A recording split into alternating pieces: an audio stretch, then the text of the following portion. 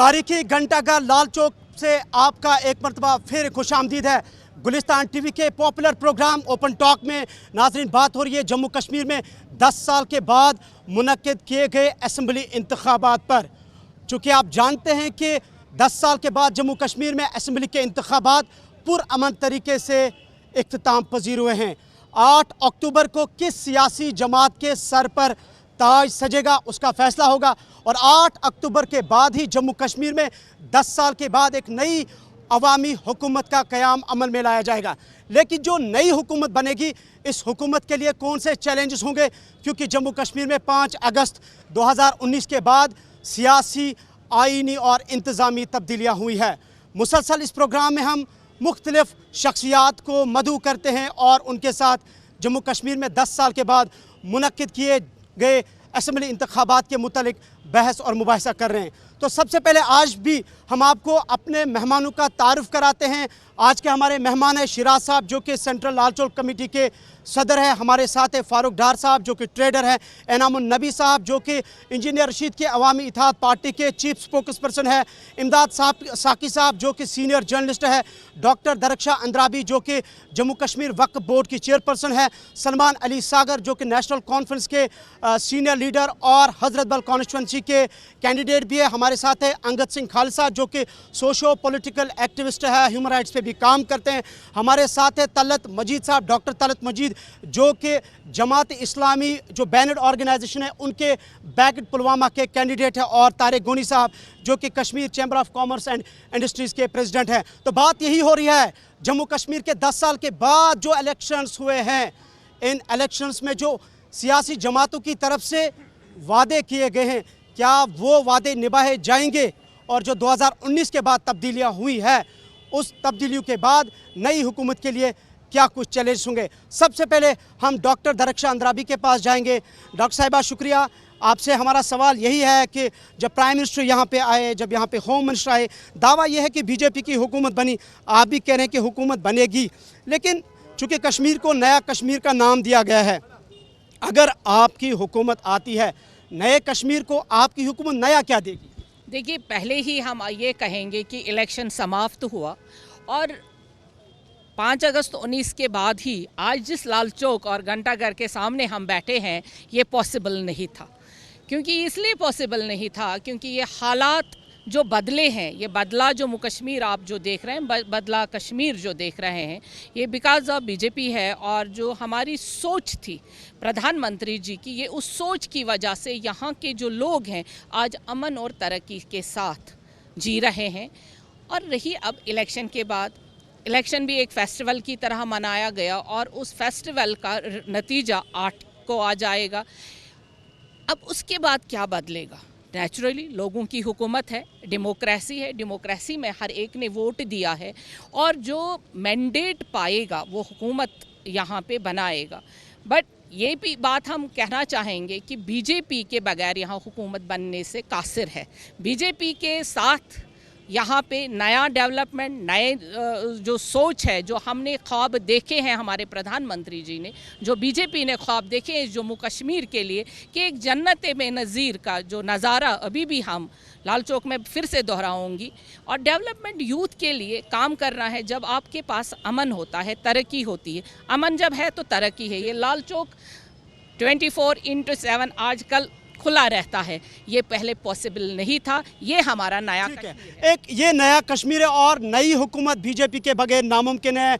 सलमान साहब आप बताएं, आपकी हुकूमत आती है, बीजेपी कहते हैं कि पहले ही हमने नया कश्मीर का एक तस्वुर दिया है, आपका रिएक्शन? नहीं, नया कश्मीर तो ठीक है। नया कश्मीर तो बेसिकली स्लोगन शेर कश्मीर का है। नए कश्मीर की जब ये बात करते हैं तो ये आज का कश्मीर है जहाँ 370 नहीं है, जहाँ 35A नहीं है।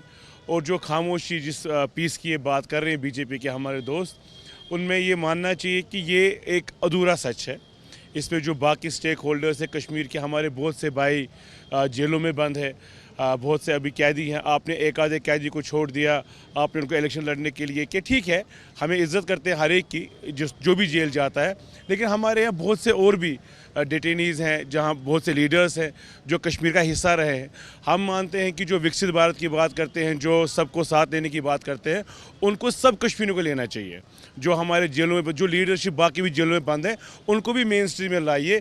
हम तो इलेक्शन लड़ते ही हैं, चाहे वो इंजीनियर साहब हो, चाहे वो सजाद साहब हो, नेशनल कॉन्फ्रेंस हो, कांग्रेस हो, हमने इलेक्शन लड़े हैं, बीजेपी ने इलेक्शन लड़े हैं।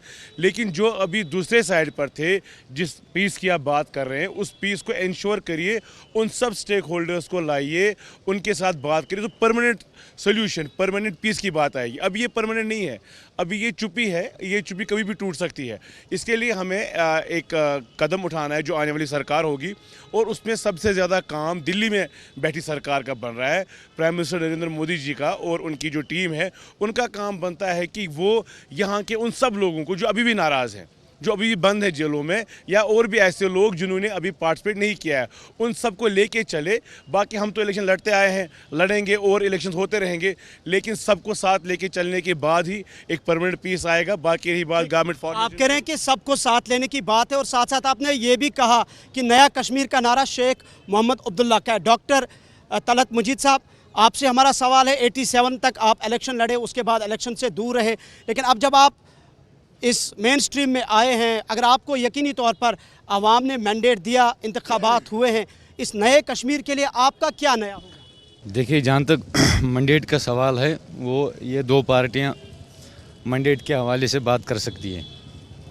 मैं बाहियत एक इंडिपेंडेंट कैंडिडेट, हाँ, जमा इस्लामी बैक कर रही है, और 37 ईयर्स के बाद या 37 साल के बाद जो जमात आ रही है, तो पहले जब हम ये बात करते हैं कि लोग जेलों में बंद है, क्या इनके दौर इक़्तिदार में यहाँ कोई जेल नहीं जाता था?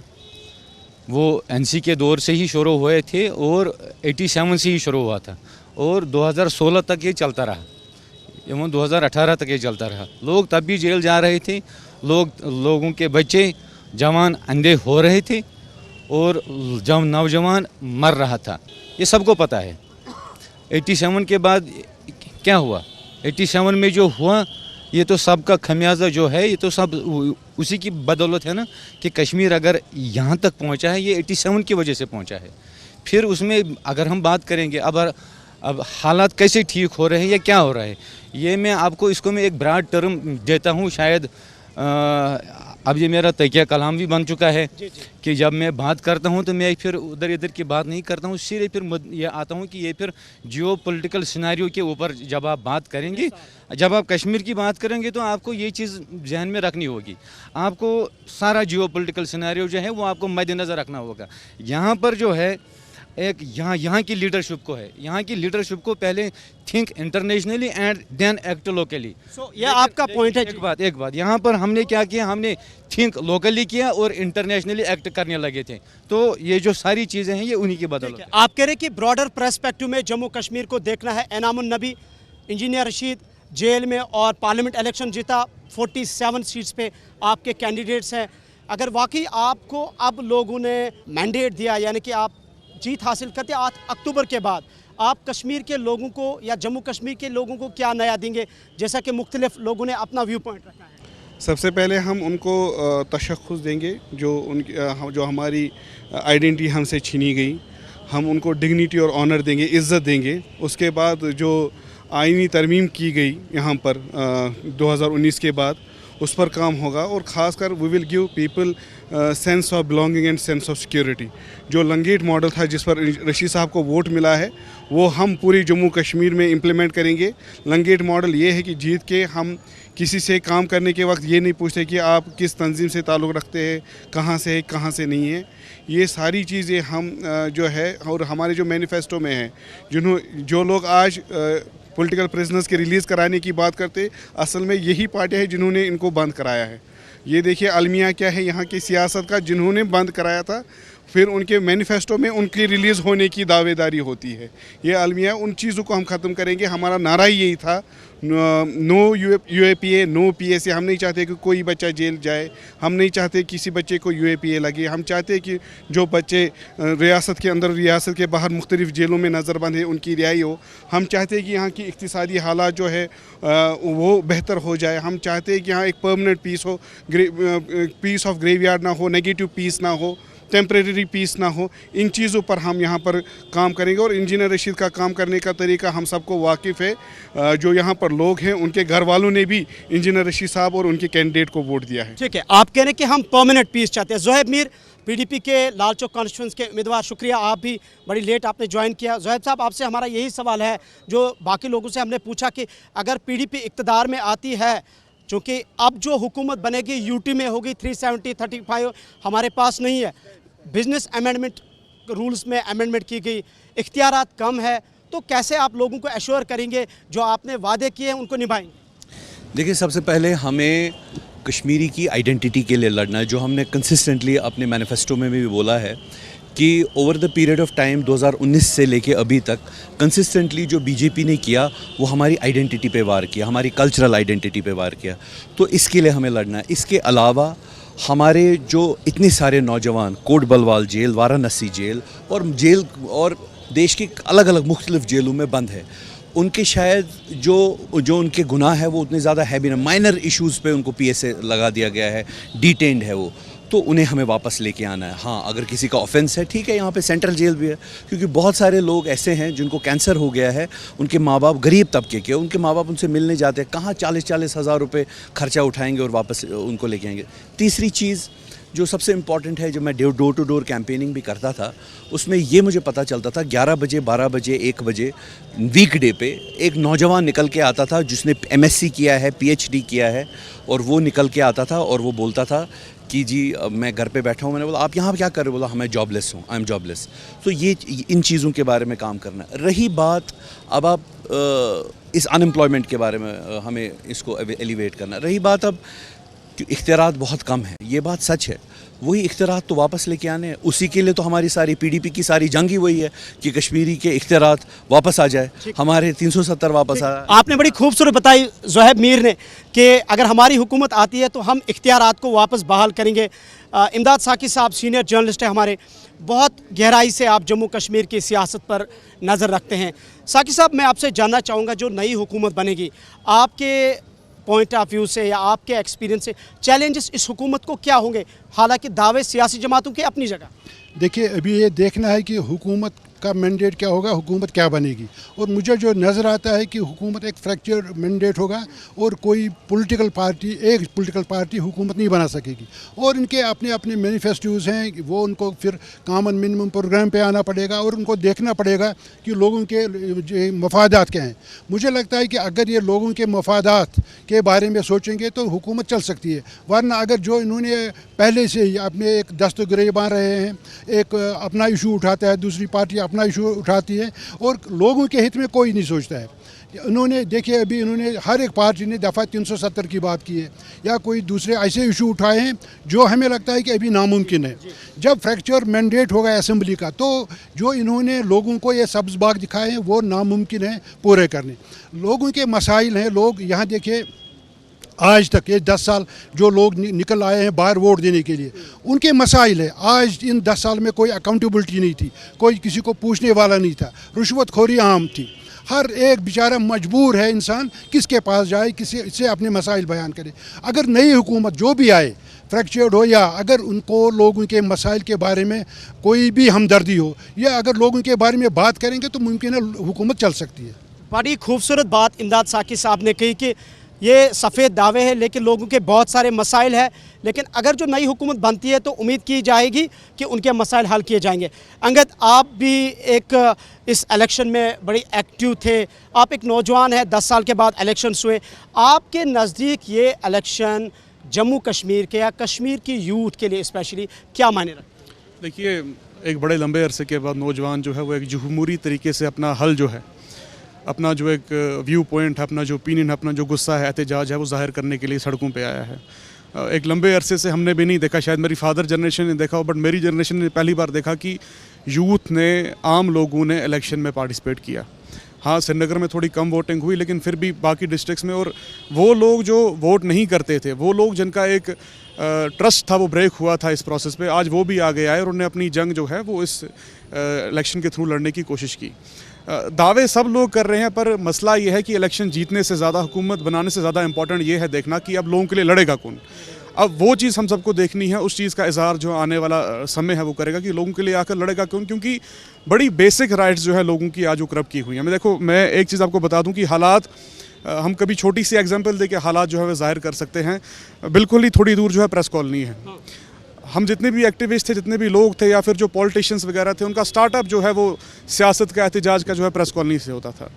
लास्ट टाइम जब हम प्रेस कॉलोनी गए किसी मुद्दे को लेकर तो हमें कहा गया कि अब यहाँ पे प्रोटेस्ट अलाउड नहीं है, आपको डीसी से फिर अदर अथॉरिटी से जो है परमिशन लेनी पड़ेगी। यानी कि हालात ये हैं कि आपको बड़ी बेसिक राइट्स के लिए भी स्ट्रगल करनी पड़ेगी। स्टेटहुड 370 35 से या फिर और दावे, ये तो बड़ी अलग बात है। ये तो वो चीज़ हैं जो अभी मुझे लगता है कि जब तक हम कंबाइंडली यूनाइटली कहीं पहुँचते नहीं, खड़े नहीं होते, ये एनसी के हाथ में नहीं है, पीडीपी के हाथ में नहीं है, ये किसी और जमात के हाथ में नहीं है, अनटिल कलेक्टिवली हम सब खड़े नहीं होते तब तक ये चीज़ें जो है वो हासिल नहीं की जाती। पर दुख की बात यही है कि पिछले 5 साल, पिछले 7 साल जो एक अलायंस के तहत कश्मीरियों को सब्ज़ बाग दिखाया गया कि हम आपके लिए जदोजहद करेंगे, बड़ी छोटी छोटी चीज़ों पे, बड़े छोटे छोटे मुफादों पे, बड़े छोटे छोटे स्पेस ना देने की वजह से वो अलायंस जो है टूटा। तो अगर आज वो अलायंस बरकरार होता तो शायद फैक्चर्ड मैंडेट, हंग असेंबली की बातें जो नहीं होती। ठीक है, बड़ी खूबसूरत बात ज़ोहैब मीर साहब आपके लिए भी और सलमान साहब आपके लिए। जैसे कि अंगद ने कहा कि हमें अलायंस की बात की गई थी, लेकिन जब मैंडेट देने की बात हुई तो अलायंस ब्रेक हुआ, तो आप पर लोग कैसे एतमाद करें? तारिक साहब, आप चूँकि बिजनेस से या टूरिज़म से वाबस्ता हैं, आपका भी एक इम्पॉर्टेंट रोल है, एक स्टेक होल्डर है आप।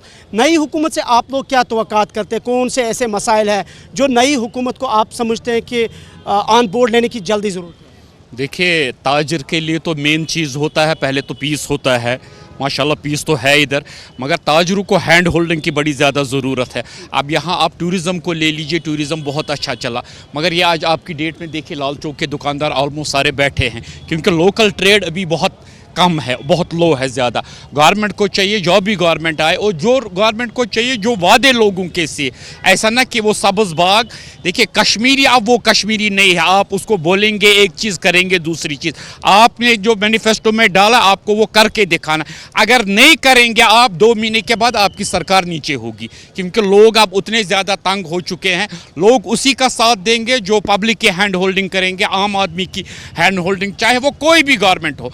मगर हमें इज्जत की ज़िंदगी चाहिए, हमें रेस्पेक्टेबली रहना है। आपका ये कहना है कि जो सियासी जमातों ने मैनिफेस्टो में लोगों को वादे दिए हैं, उन वादों को आप कैसे निभाएंगे? हाजी साहब, बिलाल साहब, आप भी देर में हमारे साथ जुड़ चुके हैं, चूँकि सेंट्रल लाल चौक के आप सदर हैं। आप बताएं, स्मार्ट सिटी के तहत यहाँ बहुत सारा काम हुआ है, नए ऐसे कौन से मसाइल जो आप समझते हैं कि गरेबां पकड़ के नई हुकूमत को बताएंगे कि इसको करने की ज़रूरत है? जी, उनको पूरी अपनी तरफ पूरी मुतवज्जो करना है। जो भी हुकूमत बनेगी तो हम उनको अपनी तरफ खींच लाएंगे। हमें ये नहीं कि कोई ये बने, जो भी हुकूमत बने हमारे लिए मुफीदा हो, हमारे लिए फ्रूटफुल हो। तो हम उम्मीद रखते हैं जो भी हुकूमत आएगी हम अपना काम खींच लेंगे, क्योंकि पिछले कई सालों से हम काफ़ी मुसीबतें झेल रहे हैं। लेकिन अब ऐसा लग रहा है कि काफ़ी मुद्दत के बाद अब यहाँ इलेक्शन हुए हैं कि जो भी हुकूमत आएगी हम अपने जितने भी हमारे डिमांड्स हैं हम उनके सामने पेश रखेंगे और देख लेंगे वो क्या करें, किस हद तक वो अपने वादों पे उतर जाएंगे। तो हमारी यही हर एक तो हाजी बिलाल साहब कह रहे कि नई हुकूमत जो आएगी, हम नई हुकूमत के सामने अपने मसाइल रखेंगे और उनसे कहेंगे कि आप हमारे काम कीजिए।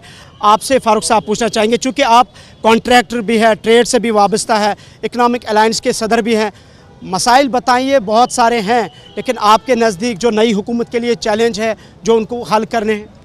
शिबली मसाइल तो बहुत है। मेरे ख्याल से 8 अक्टूबर के बाद जो बाग रोड संभालेगी यहाँ की हुकूमत, सिविल एडमिनिस्ट्रेशन, जिसका इंतज़ार था पिछले 6 सालों से कश्मीरियों को, क्योंकि ब्यूरोक्रेसी के हाथ में स्टेट थी। ये डेमोक्रेसी का हल ब्यूरोक्रेसी नहीं होता है। आप देखें कितनी मुश्किलात फेस किए यहाँ के लोगों ने पिछले 6 सालों से, चाहे यहाँ पावर का मसला हो, यहाँ सड़क का मसला हो, यहाँ पानी का मसला हो। उसके साथ साथ जो आपने बिज़नेस कम्युनिटी की बात की, 2014 से यहाँ की बिज़नेस कम्युनिटी पिस रही है। आप देखें जो पैकेज का ऐलान हुआ था सेंट्रल गवर्नमेंट की तरफ से, स्टेट सरकार की तरफ से, कम से कम वो बड़ा डिज़ास्टर था 2014 के हवाले से। बहुत बड़ा सेटबैक था कश्मीरी बिजनेसमैनों के लिए, कश्मीरी लोगों के लिए। मगर जो हमारी कैलकुलेशन थी उस वक्त, कम से कम 1 लाख करोड़ लॉस था बिज़नेस कम्युनिटी के साइड से, लोगों के साइड से, जो 2014 का सैलाब था। जब हमने दिल्ली से ऐलान सुना 2014 के बाद, वहाँ से 7,000 करोड़ टोटल पैकेज आया बिज़नेस कम्युनिटी के हवाले से, वो 7,000 करोड़ भी नहीं मिले यहाँ की बिज़नेस कम्युनिटी को। कम से कम जो वहाँ से सरकार ने उस टाइम पैसा यूटिलाइज़ किया, क्योंकि बीजेपी पीडीपी की कोalition सरकार थी उस टाइम, मेरे ख्याल से 4,000 करोड़ या 5,000 करोड़ टोटल बिजनेसमैनों को यहाँ पर मिल गया। उसके साथ साथ जम्मू कश्मीर का जो बैंक है, जिसको बनाने में अहम रोल रहा कश्मीरी बिजनेसमैनों का, आप देखें उनके सामने आज जो भी हमारा बिजनेसमैन डिफ़ॉल्टर हो रहा है, एमपीए हो रहा है हमारा बिजनेसमैन, उसको ढोल नगारे ले जाकर जेके बैंक जाता है सरफेसी एक्ट के तहत एक ज़ियादत शख्सियत को, एक ज़ियादत बिजनेसमैन को वहाँ से लॉक किया जाता है। उसकी आप कह रहे हैं कि बिजनेस सेक्टर जो है वो काफ़ी सफ़र कर रहा है। इस चीज़ में सुधार होना चाहिए, सरफेसी एक्ट ख़त्म होना चाहिए। उसके साथ साथ जो यहाँ का मैनिफेस्टो है, हर एक तंजीम के पास सबसे बड़ा मैनिफेस्टो है तंजीमों के पास डेवलपमेंट करने वाले हम लोग हैं। पूरे जम्मू कश्मीर के हवाले से हम ब्रिज की हैसियत रखते हैं सरकार और पब्लिक के दरमियान। जो दावे कर रहे हैं यहाँ की पॉलिटिकल तंजीमें इलेक्शन मैनिफेस्टो के हवाले से, ये लोगों में जाते हैं, मगर उन दावों को इम्प्लीमेंट हम करने वाले लोग हैं। हम 22,000 करोड़ पर ईयर यूटिलाइज। आपकी जो बात है वो सब सियासी जमातों तक पहुंच गई है। डॉक्टर साहिबा, आपसे मेरा यही सवाल है, जैसे कि नेशनल कॉन्फ्रेंस कह रहे हैं कि हम तशख़्ख़ुस को बहाल करेंगे, पीडीपी भी कह रहे हैं कि हम तशख़्ख़ुस को बहाल करेंगे, इसी तरीके से हमारे डॉक्टर तलत साहब ने भी कहा तशख़्ख़ुस को बहाल करेंगे, एनामुन नबी भी कह रहे हैं तशख़्ख़ुस को बहाल करेंगे। आपने तशख़्ख़ुस को ख़त्म किया, क्या कहेंगे इनको आप? देखिए, सावन के अंधे को सब हरा हरा दिखता है। अगर देखेंगे 5 अगस्त 19 के बाद ही तशख़्ख़ुस का जो ये इस्तेमाल लफ्ज़ करते हैं वो हमने बहाल किया है। मेरे पास पहले भी सवाल का जवाब यही था कि आज जो यहाँ आप बैठे हैं, ये तशख़्ख़ुस जो बहाल करना था, कश्मीरियों को अपग्रेड करना था, हमारा जो हम सिख हो गए थे, हम मेंटली सिक हो गए थे, साइकोलॉजिकली हम बीमार हो गए थे। हर एक कश्मीरी, उसमें मैं भी आती हूँ, ये सारे भी आते हैं, क्योंकि सुबह उठ के ही हमें सुनना पड़ता था आज हड़ताल है, आज कहीं ना कहीं धमाका हुआ है, आज कहीं ना कहीं गोलियों की गनगना है, कोई ना कोई जुमा से जुमा तक हमारी लाशें गिरती थी और कब्रिस्तान भरे जाते थे। वो तशख़्ख़ुस अगर हुआ तो 5 अगस्त 19 के बाद अभी वो बहाल हुआ है। और अब ये अल्लाह करे कि इस सियासी दौर के बाद ये बहाल रहे, ये अमन बरकरार रहे, यहाँ पे ये जो तरक्की का दौर चला है ये बरकरार रहे, इसमें कोई सियासत आड़े ना आए, इसमें कोई सियासी बैटलफील्ड ना आए, यहाँ के नौजवान फिर से किसी गलत रास्ते पे ना चल पड़े। हम ये कहेंगे कि अब यहाँ पे जो डेवलपमेंट हो रही है, जो यहाँ पे डेवलपमेंट पीस होता है, पहले माइंड ऑफ पीस वो हमने दे दिया जम्मू कश्मीर के लोगों को, खासकर कश्मीर में यहाँ माइंड का पीस नहीं था। हम रोज़ ही परेशान होते थे, रोज़ ही हमारे यहाँ जनाजे उठते थे, उससे एक तरह से हमें आज़ादी मिली है। अब इलेक्शन हो चुका है, अब इलेक्शन का रिज़ल्ट आएगा और उसमें जो सियासी जमातें जिनको मैंडेट मिलेगा वो एक डेवलपमेंट का रास्ता, वो वाला जो हमें 35 साल के जमूद के बाद अब काम करना है। नए जो हमने कहा है, जो हमारे दोस्त ने भी कहा यहाँ पे कि ना कश्मीर का नारा दिया था शेर कश्मीर ने, लेकिन वो नया कश्मीर 35 साल के जमूद के बाद 5 अगस्त 19 के बाद वो अब दिख रहा है, जो ये सारा यहाँ पे दरिक्षा अंद्राबी जी के सवाल को आप ज़रूर, जो इन्होंने बातें की, सलमान साहब ये कह रहे हैं कि जिस नया कश्मीर की आप बात करें, शेर कश्मीर की, वो तो बीजेपी ने करके दिखाया, और जिस डेवलपमेंट, डिग्निटी और ऑनर की आप बात करें, शायद उसकी ज़िंदा मिसाल जो इस वक्त लाल चौक में आप दुकानें ओपन देख रहे हैं, लोग देख रहे हैं, चहल पहल है, ट्रैफिक जारी है, क्या कहेंगे आप? ये दबाव है, ये पीस नहीं है। ये आप फेसबुक पोस्ट करने पे आप किसी को अरेस्ट करते हैं, आप ट्वीट करने पे अरेस्ट करते हैं, आपको प्रोटेस्ट करने की आज़ादी नहीं है, आपको अपनी बात बोलने की आज़ादी नहीं है। एक पुलिस के दबाव में आके, ठीक है कहीं चीज़ें ठीक होगी, इसमें कोई दोहराई नहीं है, कोई मर नहीं रहा है, कत्ल गारत नहीं हो रही है, ये अप्रिशिएबल है, ये गवर्नमेंट ने किया है, जिस सरकार ने किया, इसमें कोई दो राय नहीं है। लेकिन उसके बाद आप अपने लोगों को बात नहीं करने दे रहे। अभी आपको यहाँ हमारे पैनलिस्ट सरफेसी की बात कर रहे थे, आप आए दिन हर एक को दबाव डालते हैं कि भाई आपका सरफेसी लगेगा, तो ये क्या है? ये दबाव ही हर चीज़ को। आपने यहाँ लोगों को चुप कराया दबाव से, हम चाहते हो दबाव ख़त्म होना चाहिए। जहाँ तक नए कश्मीर की बात है, नया कश्मीर ये नहीं है। नया कश्मीर वो था जो लोग यहाँ चाहते हैं, ऑटोनॉमी चाहते हैं लोग, यहाँ के लोग रेजोल्यूशन चाहते हैं। और ये 87 से जो ये नारा देते, 87 में खराबी होगी थी, खराबी 87 से नहीं है। फिर 53 में क्या हो गया, फिर 83 में क्या हो गया, फिर 75 में अकॉर्ड की क्या बात होगी? तो ये 47 से लेके आज तक चल रहा है। 2019 में क्या ज़रूरत पड़ी आपको आर्टिकल ख़त्म करने की? तो ये 87 में कुछ नहीं हुआ था, इलेक्शन हुआ था। और एक इलेक्शन, अगर हम इन्हीं का परसेप्शन 2 मिनट के लिए मान ले, अगर एक इलेक्शन में कोई गलती हो गई है उसका मतलब आप गन उठाओ? नहीं, आपको डेमोक्रेटिक वैल्यूज़ पे भरोसा करना चाहिए। कल को मैंडेट कुछ भी आएगा, जो हारेगा क्या उसको गन उठाना चाहिए? नो, उसको लड़ना चाहिए और अपने डेमोक्रेटिक राइट्स के लिए। तो यहाँ हालात पहले से ख़राब थे, उनको ठीक करना है। जैसे मैंने पहले भी कहा, हर एक स्टेक होल्डर को साथ लेने की ज़रूरत है। ये नया कश्मीर नहीं है, ये दबाव का कश्मीर है, ये दबाव का कश्मीर है। इसमें हमें उन सबको लेना है जो अभी फील्ड में नहीं है, उनको लेके चलना है और ये इंश्योर करना है कि सबकी पार्टिसिपेशन हो जाए उस नए कश्मीर में। ये इनाम साहब जिस तरीके से कह रहे हैं कि ये नया कश्मीर नहीं है, हमें पुराना कश्मीर चाहिए। मैं आपकी बात से जो सलमान साहब ने बात की, जैसे उनने दरख्शाह जी को काउंटर किया, आप क्या कहेंगे इस पर? हम हमेशा नए कश्मीर के ही शिकार बने हैं, हम मतलब आम कश्मीरी। जब उन्होंने नया कश्मीर का नारा लगाया, नया कश्मीर हमने 87 में देखा तो बंदूक उठी, आग लग गई पूरी वादी को। फिर एक और नया कश्मीर बनाया तो हमसे हमारी शिनाख्त छीन ली गई, 370 छीन लिया गया, 35 छीन लिया गया। अभी कोई भाई साहब यहाँ बात कर रहे थे मैनिफेस्टो में डेवलपमेंट है, इकनॉमी ये है। अरे भाई साहब, इनके ही दौर में तो सरफेसी एक्ट का यहाँ पर इम्प्लीमेंट हुआ, लाने वाले ये खुद। अब मैनिफेस्टो में वो उससे ख़त्म करेंगे। मेरे साथ यहाँ कश्मीर इकोनॉमिक अलायंस के चेयरमैन हैं, इनसे पूछ लीजिए आप।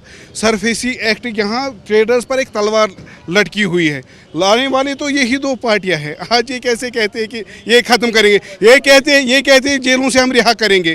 जेलों में भरने वाले यही दो पार्टियां हैं, या तो एनसी है या पीडीपी है। कोई कमी पीछे रखी थी तो वो बीजेपी ने 2019 के बाद पूरी कर ली। अब किन कैदियों को रिहा कराने की बात कर रहे हैं? क्या नेशनल कॉन्फ्रेंस उन कैदियों की रिहाई की बात कर रहे हैं जिन पर इन्होंने पीएसए लगाया? क्या पीडीपी वाले उन कैदियों पर बात कर? आज ये कह रहे पॉलिटिकल प्रिजनर्स। 2017 में तो इन्होंने पॉलिटिकल प्रिजनर्स को यहाँ से तिहाड़ जेल भेजा, आज ये किन की पॉलिटिकल प्रिजनर्स की रिलीज की बात करें? This is sheer hypocrisy. So आप पर लोग कैसे एतबार करें ऑन कैमरा, ये बताएं, आप पे क्यों ट्रस्ट करें? लोगों ने एतबार करके दिखाया, 5.5 लाख वोट देकर।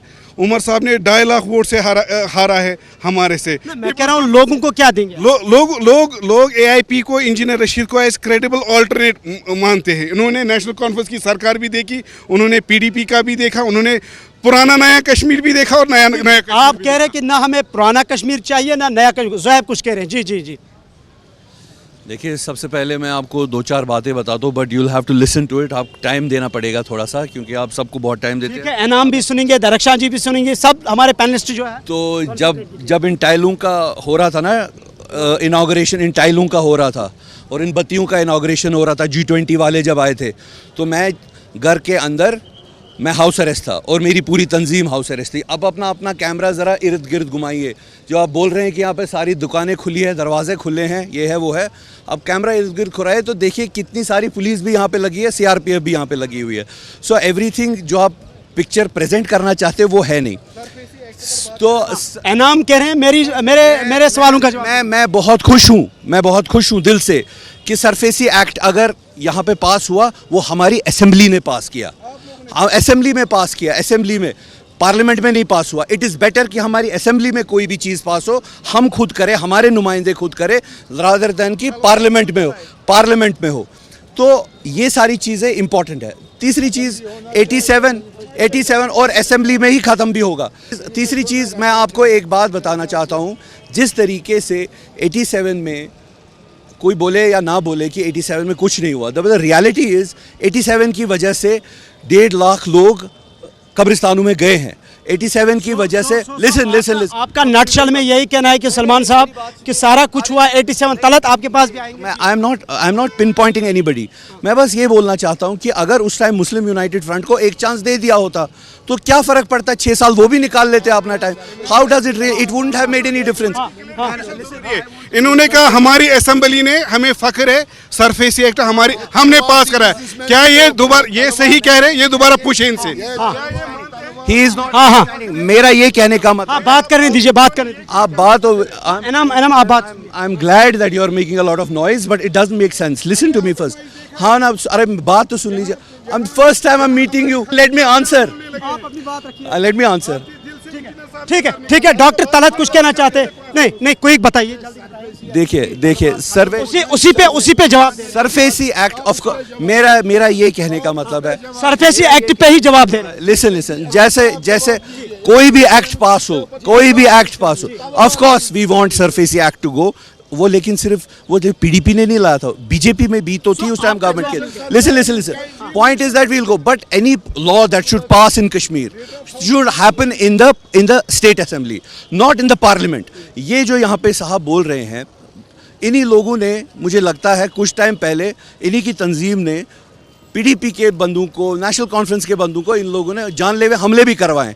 तो इनको पहले उनके आंसर्स देने चाहिए। क्या आपका जवाब आ गया? डॉक्टर तलत साहब कुछ कह रहे हैं। डॉक्टर साहब आप बताएं, ये जो अपनी जगह इन्होंने बातें की, आप कुछ कह रहे हैं? देखिए ये 87 की तो बात, 87 की बात ज़ोहैब प्लीज। ये सब लोग करते हैं ना 87 की बात। असल में 87 के बेनिफिशियरी यही दो सब, ये 87 के ही बेनिफिशियरी है। 87 के बेनिफिशियरी पीडीपी और नेशनल कॉन्फ्रेंस, यही लोग 87 के बेनिफिशियरी यही लोग हैं। तो अब आप देखिए, अब जो बातें हो रही हैं ये सिर्फ जज्बात पे इस पर सियासत हो रही है।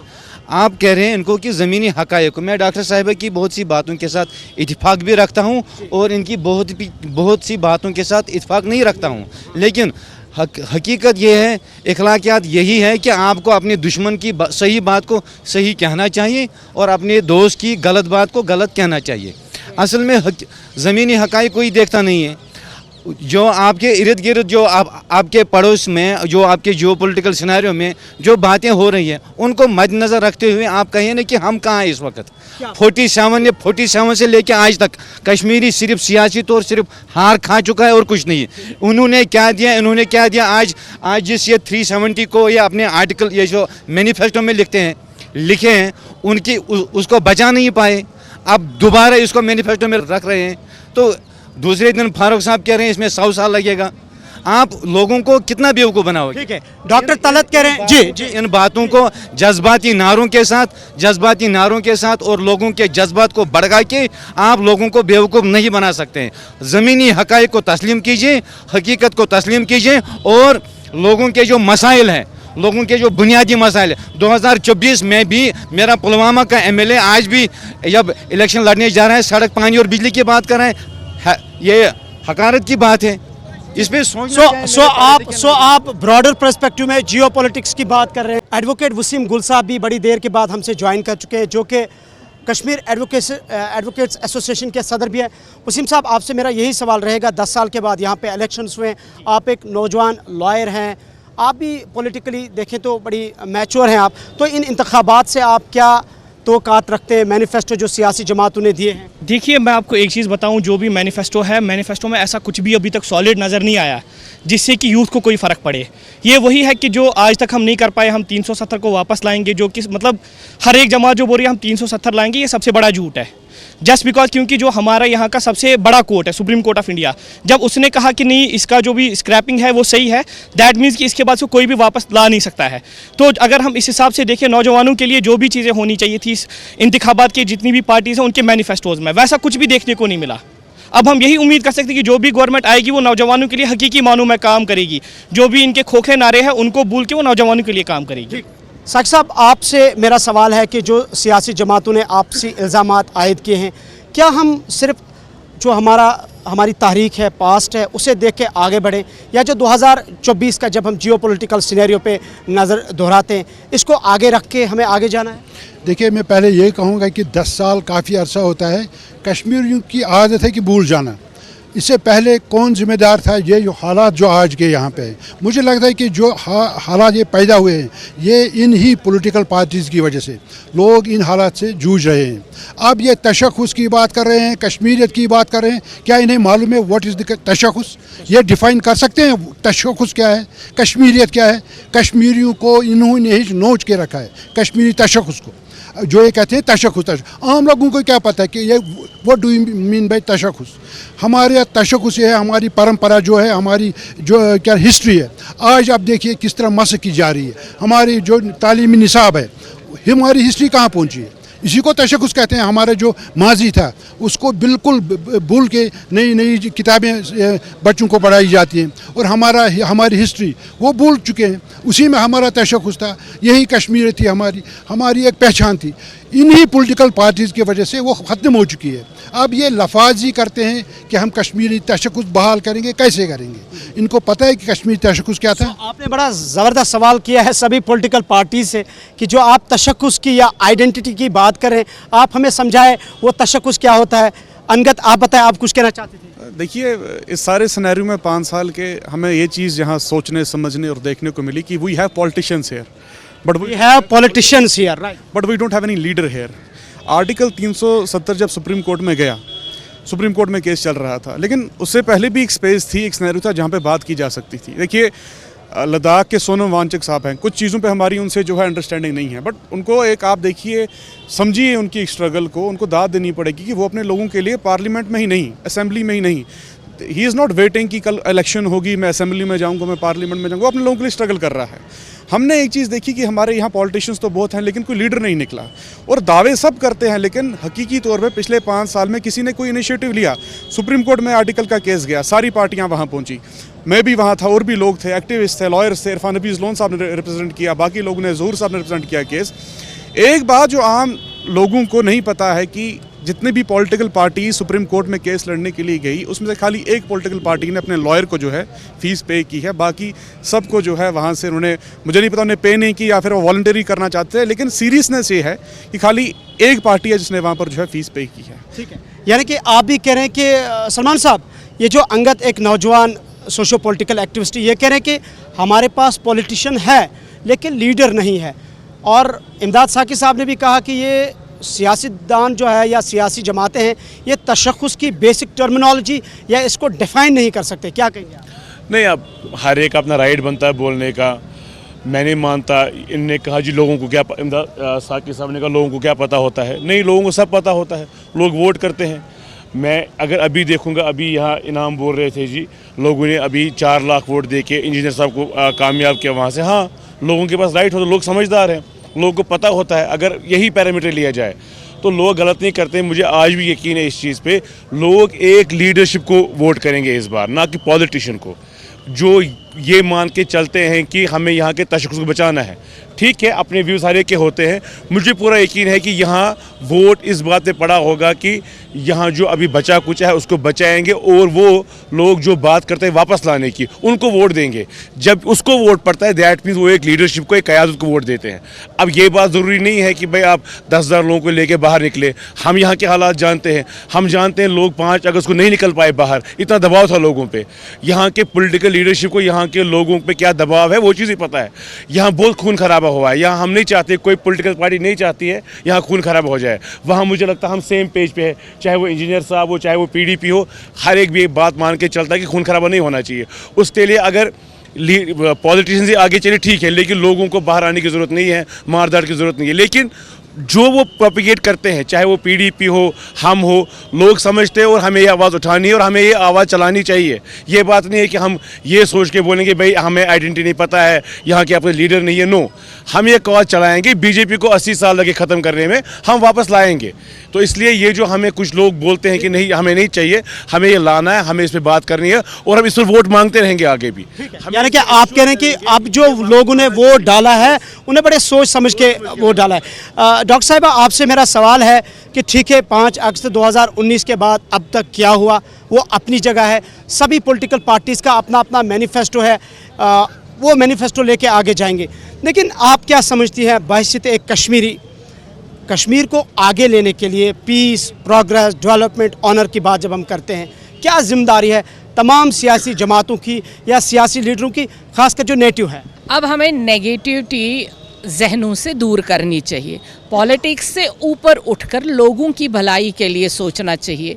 पॉलिटिक्स अपनी जगह हो गई, इलेक्शंस हो गए, हमें उठ के उससे जब भी मैंडेट आएगा उससे उठकर अब डेवलपमेंट की तरफ चल पड़ना है, क्योंकि बहुत हमने खोया है। अब उसी के पीछे हम रहेंगे तो आगे नहीं बढ़ पाएंगे। और अगर हमें डेवलपमेंट और कश्मीर को वाकई जन्नत कश्मीर बनाना है, यहाँ के रोज़गार को बढ़ावा देना है, यहाँ के यूथ्स के डेवलपमेंट के लिए सोचना है, हमारे एजुकेशन सेक्टर को आगे बढ़ाना है, जिस कौम की फलाह बहबूद नौजवानों पे मबनी होती है, एजुकेशन पे मबनी होती है, वही कौम आगे जाती है। अब हमें उसके लिए काम करना है। ये स्लोगन्स, खोखले स्लोगन्स का वक्त ख़त्म हो गया है। अब जो ये असली शेरा और नकली शेरा ये डिब्बों में बंद हो गया है। असली शेरा जब डिब्बों से बाहर आएगा, उनको अब सोचना है कि हमें डेवलपमेंट के लिए क्या करना है। अगर हम फिर से पिछले ही स्लोगन्स देने लगे तो जो अभी हम एक स्टेप आगे आए हैं इस गवर्नमेंट ने, जो हमारी गवर्नमेंट ने यहाँ पे अभी ये जो वातावरण है, ये जो अभी पीस आप देख रहे हैं, आधे लोगों को वो दिख नहीं रहा है, वो कह रहे दबाव है। कौन सा दबाव है? इनकी सिक्योरिटी इनके साथ है, वही यहाँ पे 4 लोग, क्योंकि सिक्योरिटी के बगैर ये अभी नहीं चल पाएंगे, क्योंकि इनको भी वो लगता है पॉलिटिकली कि हमें चलाना, ये डेमोक्रेटिक राइट है इनको भी, क्योंकि ये सारे यहाँ पे कैंडिडेट्स हैं। बाकी यहाँ पे वो मामला नहीं है कि किसी को दबाव, अगर दबाव होता तो मैं यहाँ नहीं होती, ये बात नहीं कर पाते, वो बात नहीं कर पाते। आपकी बात को मैं एनहम साहब के पास ले जाऊँगा। जैसे कि डॉक्टर साहिबा कह रही है कि पॉलिटिकल आइडियोलॉजीज अपार्ट, लेकिन आगे हमें उस इनिशिएटिव को लेना है जो बीजेपी ने 2019 के बाद लिया है, पीस प्रोग्रेस डेवलपमेंट का। क्या कहेंगे? पीस प्रोग्रेस डेवलपमेंट जो है वो लोगों के मंशा के मुताबिक होगा। यहाँ सड़कों को छोटा करके और फुटपाथ को बड़ा करके आप इसको पीस का नाम नहीं दे सकते। जहाँ दुकानदार के पास ग्राहक कहीं ठहर नहीं सकता, उसको आप डेवलपमेंट नहीं कह सकते। अगर कोई भी डेवलपमेंट होती है उसमें civil society, traders, stakeholders की इन्वॉल्वमेंट होती है, तब जाके कोई प्लानिंग होती है। यहाँ पर जब परिमपुरा बस स्टैंड शिफ्ट हुआ, पीडीपी ने जब कराया, एक और तलवार चलाई बटामालो एरिया पर ट्रेडर्स पर, तब ऑनरेबल हाई कोर्ट ने कहा था कि ज़्यादा से ज़्यादा रोड वाइड कर लीजिए। तो उसके बाद आप देख लीजिए, रोड वाइडनिंग की बात छोड़िए, रोड और सिक्योर होनी चाहिए। मेरा एक सवाल है ज़ुहैब साहब से, मुझे इनका एहतराम है। इन्होंने एक ज़बरदस्त बात कही, अभी आप गौर से सुनिएगा। इन्होंने कहा पीडीपी को फ़ख्र है कि इन्होंने एक मजबूत असेंबली में सरफेसी एक्ट को पास कराया। फिर इनको फ़ख्र भी होगा कि उसी असेंबली ने पीएसए भी पास कराया, उनको उस बात पर फ़ख्र है। ये इनसे जवाब जी ज़रूर जवाब देंगे, ज़ुहैब जवाब देंगे। मैं बात कर रहा था कि जो भी यहाँ पे लॉ पास हो वो असेंबली से पास हो, पार्लियामेंट से पास ना हो। I don't know, my dear friend is after PDP a lot, he speaks a lot but he says nothing. Anyway, मेरा ये कहने का मतलब है कि सबसे पहले मैं आप 2-3 चीज़ें बात करूंगा। नंबर 1 कि आपने देखा कि पिछले 1 महीने से आप एड्स देख लीजिए बीजेपी के जम्मू में, कि एक इंसान कश्मीरी एक हिसाब से उसको निचला दिखा रहा है जम्मू के डोगरा को। तो ये है इनकी पूरी पॉलिटिकल कैंपेन का एड। तो एनाम को कह रहे हैं या बीजेपी को कह रहे हैं? मैं अभी बताऊंगा ना, सारे आंसर्स बता रहा हूँ, पूरी बात तो सुन लीजिए। तो क्या इनका जो वो कैंपेन था वो कश्मीरी वर्सेस, जो क्या कश्मीरी ने एक्चुअली जम्मू के डोगरा को, जम्मू के बाशिंदों को इस तरीके से टॉर्चर दिए हैं या इस तरीके से मजलूम बना के रखा हुआ है, जिस तरीके से इन लोगों ने एड्स में चलाया, आपको पता है, आपने वो एड्स खुद देखे हैं। रही बात यहाँ पे मेरे दोस्त इनाम साहब और दर्शन अंद्राबी साहिबा ने बात की कि हम 2019, उन्होंने कहा कि हम 2019 से आगे बढ़ें और उसके बाद हम पीस, डेवलपमेंट, प्रॉस्पेरिटी के बारे में बात करें। वेरी गुड, बहुत अच्छी बात है। इसी को आगे लेते हुए इनाम साहब ने ये बात कही कि फुटपाथ बड़े कर दिए, सड़कें छोटी कर दी, तो उन्होंने हाँ लेट मी स्पीक। मैं तो उन्होंने डेवलपमेंट की बात छेड़ी, इन्होंने डेवलपमेंट की बात को फर्दर आगे बढ़ाया। That's exactly what I am saying, that there is some sort of collusion between them. ये डेवलपमेंट की बात करते हैं, यही डेवलपमेंट की बात फर्दर आगे बढ़ाते हैं। बट लेकिन जब हम आइडेंटिटी की बात करें, कोई भी किसी भी टाइम पे हमारे फॉर एग्जांपल कपड़े उतार दे, फिर उसके बाद आगे जाके 5-10 मिनट के बाद या आधे घंटे के बाद बोले अब हम आपको सोने के कपड़े पहनाएंगे और सोने के कपड़े पहना के आप आगे चलो, कोई बात नहीं, अब आप बड़े खूबसूरत लग रहे हो, लेकिन इज्जत तो चली गई ना। तो यही तो बात आप कह रहे इज्जत चली गई। जी फारूक साहब। एक्चुअली मैं एक चीज़ अपील करूँगा जी एनाम साहब प्लीज। इस पैनल से, क्योंकि हम स्टेक होल्डर है हर एक साइड से, क्योंकि इनको इलेक्शन लड़ना है, इनको हुकूमत बनानी है, इनको मिनिस्टर बनना है, मगर हमारी एक अपील रहेगी बिजनेस कम्युनिटी के साइड से। इसने कहा हमने फ़ख्र से असम्बली में पास किया इस सरफेसी एक्ट को, ये सबसे बड़ी नहीं आप सुनिए बात सुनिए सर, आपने सर कोर्ट किया, आपने सर कोर्ट किया।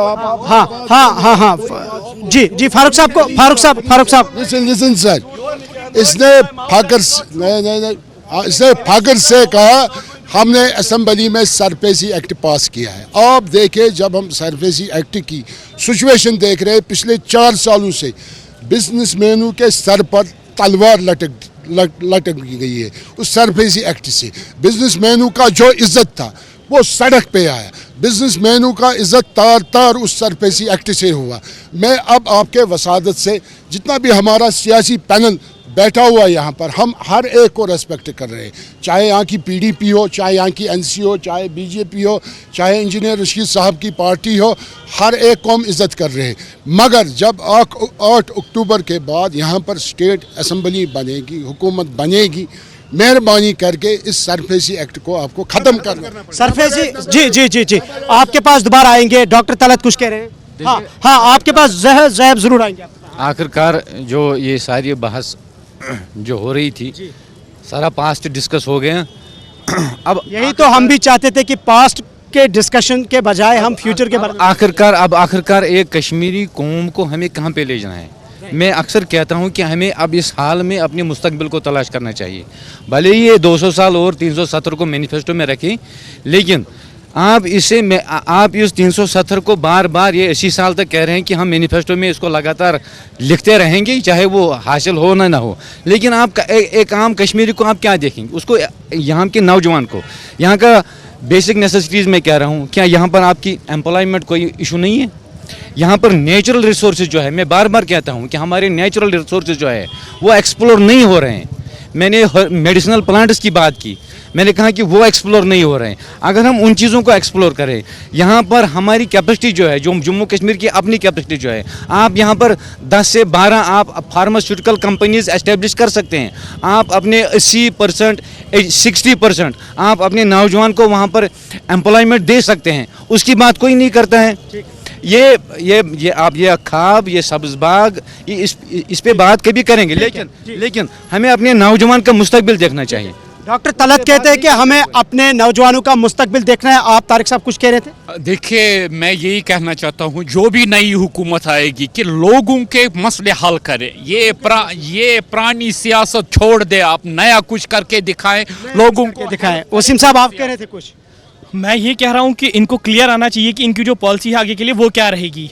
जो भी आम लोग हैं उनको ये क्या देंगे, अब जो खासकर हमारे यूथ है, जो बेरोजगार नौजवान है हमारे, उनके लिए इनके पास क्या है। कुल मिला के आप तीनों की सेम बात है कि आप क्या दे रहे हैं आगे। अंगद कुछ कह रहे हैं जी। नहीं, बस देखिए, एट द एंड कंक्लूजन में यही कहेंगे कि यहाँ जो भी हुकूमत बनती है, सब पार्टियों को, सब आवाम को मिलके आज के टाइम पर ये चीज़ समझनी चाहिए कि एक बड़ी लंबी एक्सप्लॉयटेशन के बाद कश्मीरी एक जमहूरी अमल की तरफ बढ़ा है, और जो लड़ाई है वो जमहूरी है। हमें बात समझनी पड़ेगी। तो जो भी पार्टी आती हैं, जो भी लोग आते हैं, विद कंसेंट ऑफ पब्लिक, हमें अपने हकूक़ों के लिए जो जमहूरी जंग है वो लड़नी पड़ेगी। देखिए, मैं BJP की लीडरशिप को भी एक बात कहूँगा। सुबह मैं बयान पढ़ रहा था, पंजाब के जो BJP चीफ है सुनील जाखड़, उनने BJP के सेंट्रल लीडरशिप को ये बात की है कि you have to reshape your policy for Punjab. That means he is representing Punjab to New Delhi. Not New Delhi in Kashmir, sorry in Punjab. तो यहाँ की लीडरशिप को ये बात समझनी चाहिए कि जो आम लोग हैं, क्योंकि अगर आप JNK की पूरी स्टेट देखेंगे जो आज यूटी है, तो यहाँ 3 आइडियोलॉजीज हैं। लद्दाख की अपनी एक आइडियोलॉजी है, कश्मीर की अपनी एक आइडियोलॉजी है, जम्मू की अपनी एक आइडियोलॉजी है। बट कंबाइनली जब ये तीनों खिते मिलते हैं तो एक बड़े प्लेटफॉर्म पर सरकार भी बनती है या बड़े प्लेटफॉर्म पर सोसाइटी भी बनती है। तो हम सबको ये चीज़ समझकर कल की डेट में जो भी सरकार आए, लोगों को भी उस सरकार का एहतराम करके जो अपने हुकूक हैं, जो अपनी राइट्स हैं, या जहाँ हमें लगता है कि हमारे साथ जो है गलत हुआ है, उसके लिए एक जमहूरी जंग जो है, जमहूरी स्ट्रगल जो है वो करनी चाहिए। लेकिन उसके लिए हम सबको एक बात समझनी पड़ेगी, unity is the only policy. अकेली PDP, अकेली NC, अकेली AIP या अकेली कोई और पार्टी जो है वो कुछ नहीं कर सकती। और चाहे बैकग्राउंड में किसी का भी कितना जो है, एक हम कहें कि बैकग्राउंड में उनका हिस्ट्री में कुछ दाग रहे हों, लेकिन जब लोग उनको कंसेंट दे रहे हैं, लोग उनको अथॉरिटी दे रहे हैं, वो सिलेक्ट हो रहे हैं, वो इलेक्ट हो रहे हैं, देन रिस्पॉन्सिबिलिटी उन सब की बनती है कि उस सब चीज़ों को साइडलाइन करके, अगर हम सबको लगता है कि हमारे साथ इस साल हुआ है तो उसके लिए आगे जो है हम अपनी जदोजहद। यानी कि अंगद ये कह रहे हैं कि अगर हमें लग रहा है कि हमारे साथ इस्तेसाल हुआ है तो हमें यूनाइटेड होके डेमोक्रेटिकली अपने हक के लिए लड़ना है। सलमान साहब, आपके वालिद साहब भी कैंडिडेट हैं, आप भी कैंडिडेट हैं, वालिद साहब कैबिनेट मिनिस्टर भी रहे, बहुत बड़ा एक्सपीरियंस है, ख़ानदानी सियासी लेगेसी है। लेकिन आपसे जब लोग ये पूछें कि आपने जो मैनिफेस्टो में वादे किए हैं, अब जो नई हुकूमत बनेगी, LG के पास पावर्स है, चीफ मिनिस्टर के पास महदूद पावर्स है, इन मैनिफेस्टोज़ में किए गए वादे अगर आपकी हुकूमत बनती है, कैसे आप इन वादों को प्रायोरिटी पे हल करेंगे? ये इंशाल्लाह हमें पूरा यकीन है कि नेशनल कॉन्फ्रेंस कांग्रेस अलायंस के क़यादत में सरकार बनेगी, उमर अब्दुल्ला साहब चीफ मिनिस्टर बनेंगे इंशाल्लाह मुस्तकीम। पूरा यकीन है हमें, लोगों का मैंडेट हमें मिलेगा जिस पर हमने वादे किए हैं, हमारे मैनिफेस्टो को देख के और हमारे पॉलिटिकल स्लोगन्स को देख के भी। बाकी रही बात LG के पास पावर्स है, ये बात अभी BJP भी पूरी दुनिया में डंका पीट रही है इस चीज़ का कि हम इलेक्शन करा रहे हैं, डेमोक्रेसी स्ट्रेंथन करा रहे हैं।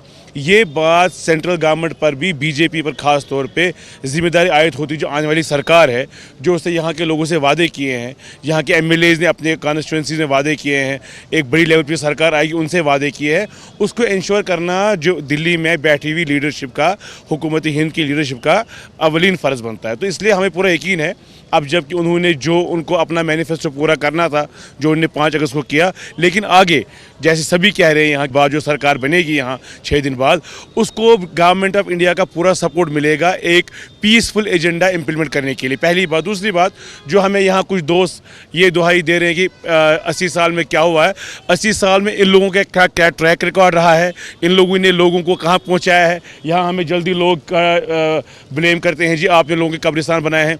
उन कब्रिस्तानों को भरने में उन पार्टियों का क्या रोल रहा है जो आज 40 साल इलेक्शन लड़ रहे हैं, उनका क्या रोल रहा है, वो सबके पास आया है। ऐसी बात नहीं है इनको 40 साल लगे, 40 साल इन्होंने कुछ और कहा, आज ये कुछ और कह रहे हैं। हम तो तब से इलेक्शन कह रहे हैं, इन्होंने लोगों को मरवाया कि हम आज़ादी दिलवाएंगे आपको, लाल चौक में पाकिस्तान के झंडे चढ़ाए, हमने तो नहीं चढ़ाए है वो। हम तो तभी यही बात कर रहे थे, हम तभी यही बात करते। इसलिए आप नए कश्मीर की जब बात करें, नया कश्मीर मिलकर बनाना है। आप अगर आप नए कश्मीर की बात कर रहे हैं, हम शेर कश्मीर के नए कश्मीर की बात करें। तो सलमान साहब कह रहे हैं कि हमें नया कश्मीर मिलकर बनाना है, लेकिन डॉक्टर तलत आपको उन्होंने इशारों में दिया। मैं भी अब सीधे ही बात खोल के ही बात करूंगा।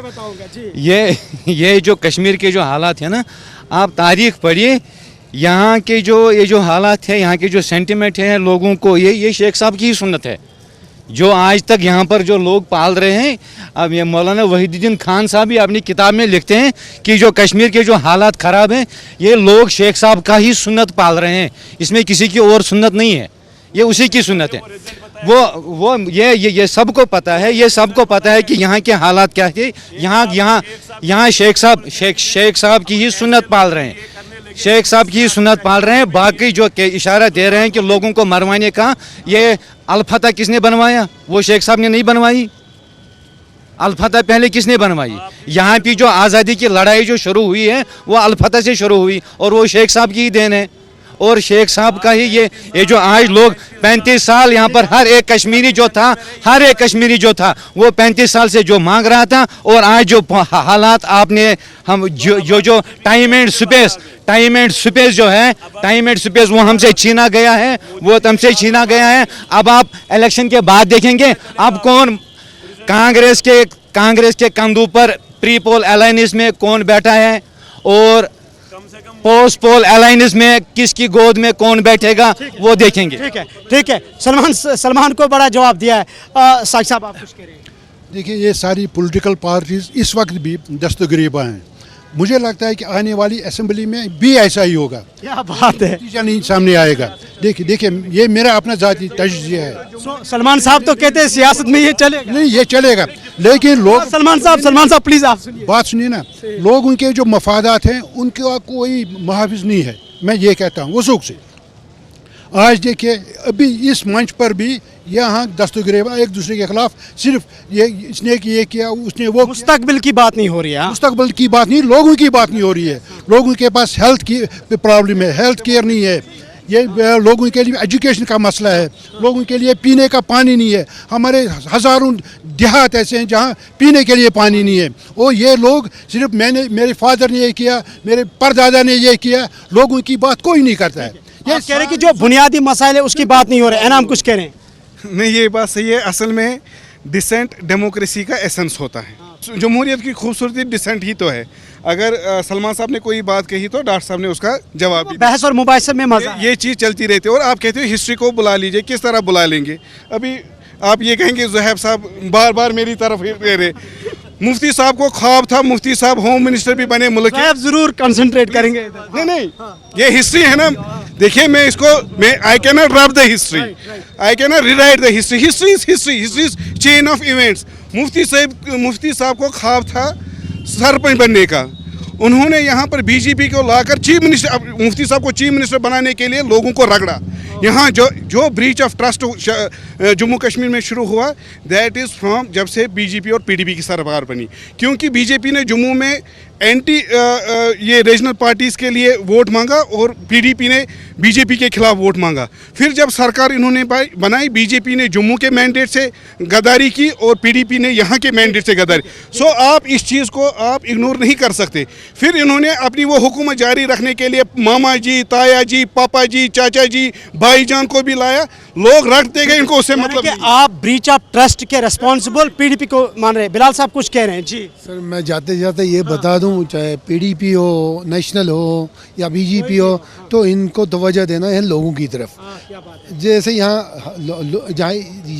के लोग इतने घबराए हुए हैं पिछले कई दहाइयों से, लेकिन अब ये चाहते हैं जो भी अब हुकूमत आए वो कश्मीरी को थोड़ा मजबूत बनाए। ज़ुहैब साहब आप मैं क्या ही बोलूँ कि अब मैं ये बताना चाहता हूँ कि नहीं, आपसे मेरा ये सवाल है कि ठीक है, सियासी बहस मुबाहिसा अपनी जगह, नई हुकूमत जो बनेगी, जैसे बहुत सारे हमारे लोगों ने यहाँ पे कहा कि मुस्तकबिल का हमें सोचना। सबसे पहले जो तनकीद की गई उसका आंसर तो एनाम ज़रूर सुनेंगे इसका आंसर। इनका सबसे बड़ा एजेंडा जो था वो प्लेबिसिट का था। इस पूरे इलेक्शन में हमने इनके कायद से इनसे प्लेबिसिट की बात ही नहीं सुनी होगा। अब बाद में बोलिएगा। दूसरी चीज़, ये चाचा ताऊ, ये वो फैमिली राज बोलते हैं। इन लोगों ने कितने अपने रिश्तेदारों को टिकट दिया, इन लोगों ने अपने किसने, I don't want to recognise him, मैं इनको रिकग्नाइज ही नहीं करना चाहता, लेकिन मैं अब आंसर देना पड़ा। ये एक बात। अब दूसरी बात, एनाम सुनिए। शोर बहुत करते बोलते कुछ नहीं। आप अपनी बात रखिए। अब आप अपनी बात रखिए। एनाम ने जो बातें की उसका आप जवाब दीजिए। जितने भी डिसग्रंटल्ड पॉलिटिशियंस एनसी पीडीपी में थे, उन सबको जिनकी ये तनकीद करते थे, इन लोगों ने उनको मैंडेट दिया। तो आप सुनिए मेरी बात। देखिए, और उन 7 चोरों को आपने ले लिया शायद। आप अपनी बात रखिए। Would you let me speak? What is wrong with you? अब मेरी बात से एनाम काइंडली इनको अपनी बात रखने दीजिए। आप इनको बात रखने प्लेबिसिट के बारे में। मैंने पहले ही कहा, जब से रशीद साहब निकले हैं ना, मैं बैठिए जनाब, आपको क्या है? आपका बात रखने दीजिए। आपको तो सेल्फ रूल चाहिए ना। आप अपने होना चाहिए या नहीं होना चाहिए? आप ही को जवाब दे रहे हैं। आप ही को मैं बताता हूँ, आप ही को जवाब देंगे। ज़ुहैब साहब आप ही को सुनने की, मैं वही कह रहा हूँ। उसी का जवाब दे रहे हैं, उसी का जवाब दे। सुन ही नहीं रहे। हमारा टाइम हो चुका है। हाँ, कोई are you in the favour of plebiscite? ठीक है, बैठिए। Are you in the favour of plebiscite? हमारा नारा है इनके मैंने पहले कहा, मैं वही कह रहा हूं। उसी का जवाब दे रहे हैं, उसी का जवाब दे रहे हैं। ज़ुहैब उसी का जवाब दे रहे हैं। आप जवाब दीजिए। वही कह रहा हूँ, क्विकली। जब से इंजीनियर साहब बाहर निकले हैं ना, महबूबा मुफ्ती भी बोलने लगी, इनके दिलों से डर निकलना लगे। मेरी बात सुनिए, हम आज भी कहते, पहले भी कहते थे, लखनपुर से गिलगित तक सारा कश्मीर हमारा है। ठीक है, आ गया जवाब। ये उसका जवाब दिया है। कुछ कह रहे हैं वसीम गुल साहब बता रहे हैं कुछ। जी की बात अभी चली इमरान साहब डायनास्टिक पॉलिटिक्स पे, पीडीपी डायनास्टिक पॉलिटिक्स पे बात हो रही है। पीडीपी मुझे पहले जवाब दे, क्या इल्तिजा के बदले हमारे पास कोई भी नौजवान नहीं था जो लोगों की तर्जमानी कर सकता था? क्या महबूबा जी को सिर्फ इल्तिजा को ही प्लेस करना था? उसके बाद बात करूं इंजीनियर साहब पे, टीचर को कहते हैं कि वो सोसाइटी का एक एसेट है, उनके भाई को रिजाइन करके सियासत में आना पड़ा, जबकि इंजीनियर साहब कहते थे कि मैं अपने किसी भी खानदान से किसी को पॉलिटिक्स में नहीं लाऊंगा। फिर बात करें नेशनल कॉन्फ्रेंस की, फारूक साहब ने बेटे को कंटेस्ट कराया, सलमान साहब कंटेस्ट कर रहे हैं, इनके फादर कंटेस्ट कर रहे हैं। क्या हमें हमेशा डायनेस्टिक पॉलिटिक्स में ही रहना है? क्या हमारे पास नौजवानों की कमी है? इतनी कमी है? यानी कि आप डायनास्टिक पॉलिटिक्स के मुखालिफत करते हैं। जी जी जी। देखिए, इनको किसने रोका है पॉलिटिक्स ज्वाइन करने से? आए लाल चौक में लड़े, अगर लोग उसको वोट देंगे तो नहीं देंगे, इनको देंगे। अब ये घर बैठ के बोलेंगे इनको कोई एमएलए बनाना चाहिए। फारूक साहब, आप होल्ड ऑन। आपकी बात आ गई, आपने बात बोली। अब घर बैठ के कोई बोलेगा मुझे एमएलए बनाओ, मैं 24 साल से पॉलिटिक्स में हूँ, अब मुझे 24 साल बाद पार्टी ने मैंडेट दिया, गलत किया कुछ? तो ये क्या आप कानून बनाओ, एमएलए का बेटा एमएलए नहीं बन सकता है, उसको बंदिश है। फिर आप वही डॉक्टर की बेटी भी बनाओ, डॉक्टर बेटा डॉक्टर नहीं बनना चाहिए, किसी आईएएस अफसर का बेटा आईएएस अफसर नहीं बनना चाहिए, क्योंकि वो लाइन है। तो ये पॉलिटिशियन, और हमारी सबसे बड़ी प्रॉब्लम ये है कश्मीर में, ये बीजेपी का नैरेटिव बहुत ज़्यादा चलता है, अब्दुल्ला खानदान, मुफ्ती खानदान। आप ये बिहार में बोलो, एक होल्ड ऑन, इसका डायरेक्शन जी जवाब। नो लिसन, ये बात आप बिहार के लिए बोलो, ये बात दिल्ली के लिए बोलो, हमारे कश्मीरी लीडरों को बोलो। डॉक्टर दरख्शान अंद्रा भी इस पे अपने अल्फाज। जी, मोदी जी का नैरेटिव, ये लोग क्या करते हैं? मोदी जी का नैरेटिव। डॉक्टर साहिबा आप जी आप सब्र रखिए। वसीम साहब जी आप प्लीज आप कंसंट्रेट कीजिए। वसीम साहब, आप प्लीज यहाँ सुनिए। देखिए, जो ये लड़ाई है, हम मुस्तकबिल की बात कर रहे हैं, लेकिन हम पास्ट में जा रहे हैं। ये जो लड़ाई है, हम वो कहेंगे कि जो जीतेगा वही सिकंदर होता है। और जो ये नैरेटिव अभी ये खुद ही लड़ रहे हैं। अब अभी हमारे भाई ने यहाँ पे बता दिया कि ये अभी हाल है। अगर यही लोग हमारी असेंबली में गए, इनको मैंडेट आ गया, तो तबाही हो जाएगी, क्योंकि इनको पास्ट की बात करनी है कि प्रेजेंट की बात करनी है। प्रेजेंट में अगर सलमान साहब बनते हैं एमएलए, तो इनको लड़ना नहीं है, इनको डेवलपमेंट के बारे में आज से ही सोचना है कि मेरी हजरत बल कॉन्स्टिट्यूएंसी है, इनाम साहब रोड मैप कैसा होना चाहिए, उसका रोड मैप। अगर ये फिर से वापस 45 में गए, 47 में गए, तो मामला फिर से गड़बड़ कश्मीर का होने वाला है। इसीलिए हम कहते थे, हमारी पार्टी कहती थी कि डायनास्टिक पॉलिटिक्स से बाहर आइए। अगर नहीं आएंगे तो ये हाल जो आपके सामने है, यही हाल होगा। इमदाद साहब कुछ कह रहे थे, डायनास्टिक पॉलिटिक्स की बात हो रही है यहाँ पर। देखिए, ये तो सही बात है कि डायनास्टी वरासती इंतकाल तो नहीं होना चाहिए, लेकिन इसमें देखना है कि काबिलियत भी कैसी है। काबिलियत भी कैसी? बच्चा काबिल है, उसको आना चाहिए। अगर मसलन अभी हमारे एक दोस्त ने ये कहा है कि ये डायनास्टी रूल है, सलमान साहब आ गए, अगर इनमें काबिलियत है या मुझ में काबिलियत है, मैं आगे आऊँ, इनको हरा सकता हूँ। मैं कोई कैद नहीं है, कैद नहीं है इसमें। और अब मैं ये कहना चाहूँगा कि खुदारा जो भी असेंबली बनेगी, अभी अपने सर फटोल मत कीजिए, आगे देखिए कि लोगों के मफादात क्या हैं, उनका एहतराम कीजिए। देखिए, कल मेरी पार्टी जीत जाती है तो फिर मैं उस पार्टी के साथ भी हाथ मिला सकता हूं जो मेरे लिए नापसंदीदा है, और वो लोगों के मफाद के ख़िलाफ़ भी होता है। फिर वो एक कॉमन मिनिमम प्रोग्राम बनता है, और उसमें भी लोगों के जज्बात की अक्कासी नहीं होती है, और वो बिट्रे होता है। अब देखना ये है कि असेंबली क्या बनती है, कैसे बनती है, हमें इंतज़ार करना पड़ेगा। यानी कि आप कह रहे हैं कि जो नई हुकूमत बनेगी, उनको लोगों के मफादात को मद्देनजर रखते हुए काम करना है। फारूक साहब कुछ कह रहे थे क्विकली। शुबली में सबको अपील कर रहा हूँ फिर एक बार, खुदा के लिए, यहाँ पर पानी का प्रॉब्लम है, यहाँ पर पावर क्राइसिस है जम्मू कश्मीर के हवाले से, यहाँ पर सड़कों की प्रॉब्लम है। आप ये शहर मत लीजिए, ये लाल चौक खूबसूरत है या उसके बाहर खूबसूरत है, आप गाँव देहातों में जाए, आप देखें सिचुएशन क्या है वहाँ पर। ये 2024 चल रहा है, 1947 नहीं है। आप देखिए गाँव देहातों की सिचुएशन क्या है, ना वहाँ पर पानी है, ना वहाँ पर सड़क है, ना वहाँ पर सड़कें हैं। यानी कि आप कह रहे हैं कि बुनियादी जो सहूलियात है, ठीक है, बंद आप कीजिए, आप बाहर आए। इस चीज़ के लिए हमें यहाँ पर डेवलपमेंट करनी है। जो हमने यहाँ पर मैनिफेस्टो दिया है, जो हमने लोगों को यहाँ पर कहा है, उसको ज़मीन पे इम्प्लीमेंट करना है। वादे जो आपने किए हैं, वादों को निभाइए। ज़ोहैब, क्विकली आप कुछ कह रहे थे? मैं ये कह रहा था कि यहाँ लाल चौक से बाहर जाने की ज़रूरत नहीं है। आप यहाँ पे अंदर आबी गुज़र के अंदर चले जाइए, कोट रोड के अंदर चले जाइए, आप देखेंगे लोग कितनी ज़्यादा मुश्किलातों में रह रहे हैं, ड्रेनों के कितने मसले, ये सारे मसले तो है ही है। लेकिन एट द सेम टाइम वो कश्मीरी नौजवान वो ये भी चाहता है कि मेरे को जो डेमोक्रेसी का वादा किया था, 47 में मेरे साथ इलाक़ किया था, हिस्ट्री मुझे एक चीज़ सिखाती है कि 370 था, हमारे को एक स्पेशल स्टेटस था, तो वो कहाँ गया? हिंदुस्तान में 4 स्टेट्स है, नॉर्थ ईस्ट में इनर लाइन परमिट लगता है वहाँ पे अंदर जाने के लिए, वीज़ा लगता है अंदर जाने के लिए, prime minister of the country को भी वीज़ा देना पड़ता है। उसी पार्ट का एसिमेट्रिक फेडरलिज्म का 370 भी पार्ट था। तो यहाँ पे ये 370 क्यों है अनहोली, और वहाँ पे इनर लाइन परमिट जो एक वीज़ा सिस्टम है स्टेट में घुसने के लिए, वो क्यों है होली? दूसरी चीज़ मैं आपको ये बताऊंगा, जो ये बात कहते रहते हैं कि dynastic politics and all of that, सबसे पहले यहाँ पे एक बहुत बड़ा, I am really very sorry to say this, मैं आपके दर्शकों को भी सबको ये समझाना चाहता हूँ, बहुत सारे ऐसा तबका है जो कि उनका पॉइंट ऑफ व्यू बड़ा स्ट्रॉन्ग होता है, बड़ा ही इंपॉर्टेंट होता है, बड़े इंटेलेक्चुअली चार्ज लोग होते हैं, लेकिन जिस दिन वोट डालना होता है वो वोट नहीं डालते। अनफॉर्चुनेट ये बात है। तो मैं उनसे भी अपील करता हूँ, नेक्स्ट टाइम आप जब भी वोटिंग हो तो वोट डालिए। डिनेस्टिक पॉलिटिक्स हर एक, ये कोई यहाँ पे कोई वो नहीं है कि यहाँ पे कोई डिनेस्टिक पॉलिटिक्स है, हर एक पार्टी में जो यानी कि जमहूरी मुल्क में हक है। हाँ हाँ, ये जो जिस तरह इन्होंने कहा ना कि आम लोगों की सुनवाई होनी चाहिए। हमारे जब से हमें मैंडेट मिला है बारामूला कॉन्स्टिट्यूंसी, हमने 4 ऑफिस खोले हैं, एक डिस्ट्रिक्ट हेडक्वार्टर बडगाम में, एक डिस्ट्रिक्ट हेडक्वार्टर बांडीपोरा में, एक बारामूला में, कुपवारा में।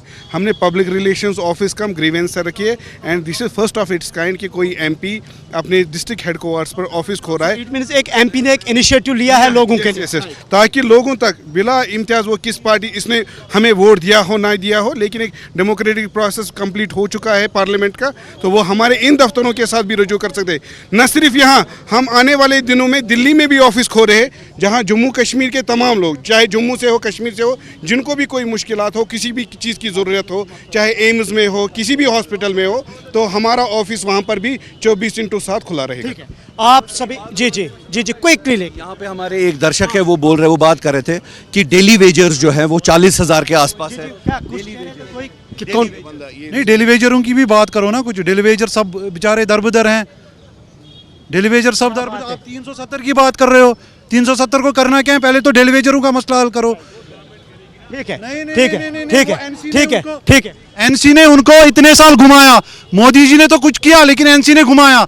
2014 में बायोमेट्रिक भी करा दिया डेली वेजरों का, जबकि कोई भी ऑफिसर IAS KAS उनको घुसा देता था, किसी भी रिश्तेदार को, कोई ड्राइवर गाड़ी चलाता था। आपकी बात सामने आ चुकी है। आखिर पर आपका कोई कमेंट? जी जी, तारिक साहब कुछ कह रहे हैं। देखिए, मैं आखिर में यही बात कहना चाहता हूँ, हम किसी की पिटाई लेने के लिए तैयार नहीं हो, चाहे वो कोई भी पॉलिटिकल पार्टी। हमारे मसले हल कीजिए अच्छे से, हमें इज्जत से रहने, हमारे मसले हल कीजिए। आप सभी मुअज़्ज़ज़ मेहमानों का बहुत बहुत शुक्रिया, आपने अपने मसरूफियत से वक्त निकाला। नाज़रीन, प्रोग्राम में ओपन टॉक मुसलसल बात हो रही है। जम्मू कश्मीर में 10 साल के बाद असम्बली के इंतखाबात पुरअमन तरीके से मुनक़िद हुए।